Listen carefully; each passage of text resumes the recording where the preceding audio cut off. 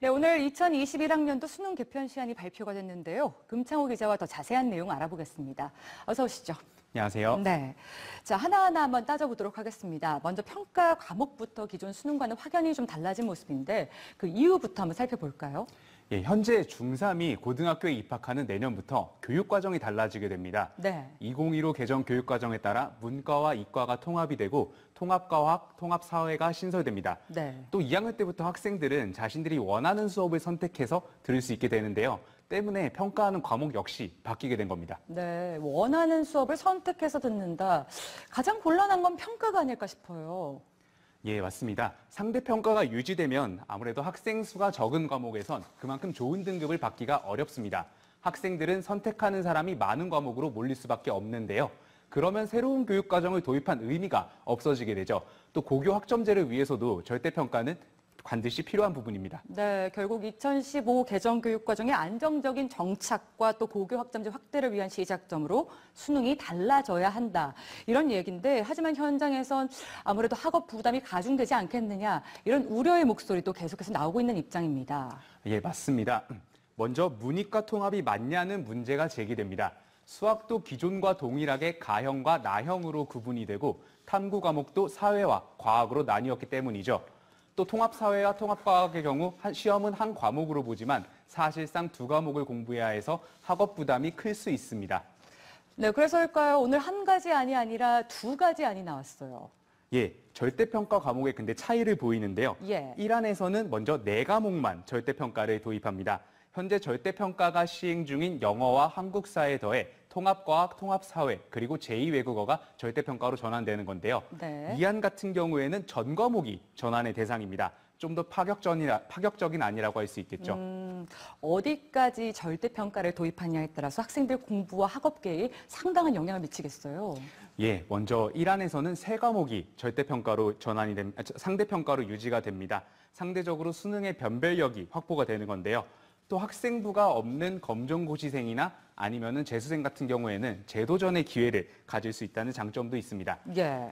또 2안 같은 경우에는 전 과목이 절대평가니까 수강생 수에 상관없이 학생들이 진짜 자기가 원하는 과목을 선택해서 들을 수 있겠죠. 그렇겠네요. 예. 또 특정 과목 쏠림 현상도 해소를 할 수가 있습니다.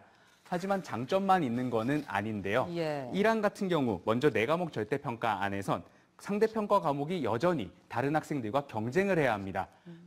하필이면 가장 중요한 수학과 국어인데요. 학업 부담이 여전할 수밖에 없습니다. 예. 또 상대적으로 등급을 확보하기 쉬운 과목에 학생들이 몰릴 거란 우려도 제기되고 있습니다. 또 전 과목 절대평가 안에서는 어떤 부담들이 있을까요? 네, 전과목 절대평가 안에선 학생부 준비와 내신에 대한 부담이 더 커진다는 목소리가 높습니다. 네. 결국 또 수능의 변별력이 낮아지게 되면 대학 같은 경우에는 우수한 학생들을 선발하기 위해 더 복잡하고 다양한 전형을 개발할 텐데 결국 각 전형에 맞는 사교육이 활성화될 거란 전망입니다. 또 검정고시생이나 재수생 같은 경우에는 제도전의 기회도 줄게 됩니다. 예. 하지만 아직 과목별로 구체적인 출제범위나 문항수 등은 발표되지 않았는데요. 교육부는 내년 2월 말까지 이를 확정해 발표한다는 계획입니다. 네, 그렇다면 현행 기존의 그 수능과 EBS 교재 연계율 7, 80%에 얼마나 변화가 생길지도 궁금합니다. 네, 지난 2004년부터 수능은 EBS 교재와 연계해서 출제되고 있습니다. 또 취약 지역이나 특히 저소득층의 학생들은 사교육이 없이도 EBS 교재만으로 입시 준비를 할 수가 있었죠. 그런데 일부 학교 현장에서 EBS 교재를 교과서처럼 활용하는 부작용이 생겨났습니다. 그랬었죠. 예, 그래서 교육부는 연계 방침에도 2가지 안을 내놨는데요. 먼저 1안입니다. 연계 자체를 줄이거나 없애기 때문에 EBS만 외우는 부작용을 줄일 수가 있습니다. 예. 또 2안 같은 경우에는 기존의 연계율은 유지가 되니까 학생들이나 학부모들이 상대적으로 불안감을 좀 해소를 할 수가 있겠죠. 네. 하지만 연계 방식이 또 개선되기 때문에 단순한 문제풀이식 수업이나 아니면 지문 외우기 같은 방식도 줄어들 거란 전망입니다. 네.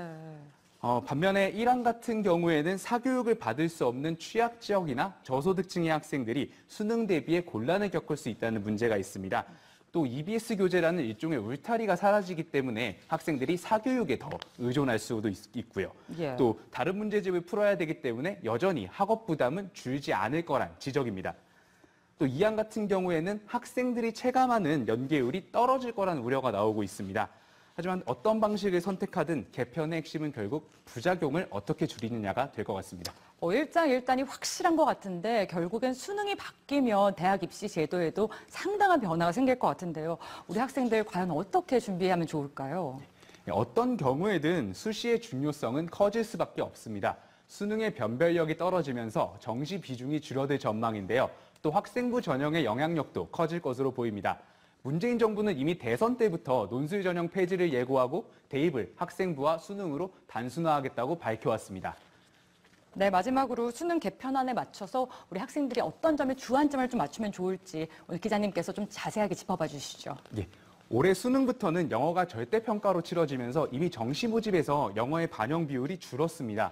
상대적으로 수학과 국어의 중요성이 커진 셈인데요. 일부 과목만 절대평가가 되면 상대평가 과목인 국어와 수학, 선택 과목에 집중해서 공부해야 학생들은 정시에서 유리한 고지에 오를 수 있겠죠. 예. 그래서 전 과목이 또 절대평가가 되게 되면 학생들은 학교 생활에 신경을 써야 할 것으로 보입니다. 결국 각자 자신의 진로에 맞는 과목이 무엇인지 충분히 고민하고 학생부를 준비하는 게 중요할 것으로 보입니다. 네, 어떤 방식으로 결정이 되든 사교육은 좀 줄이고 공정성은 높일 수 있고 또 학생들의 혼란을 최소화할 수 있는 방식으로 좀 결정되기를 바라보겠습니다. 금창호 기자 오늘 수고하셨습니다. 고맙습니다.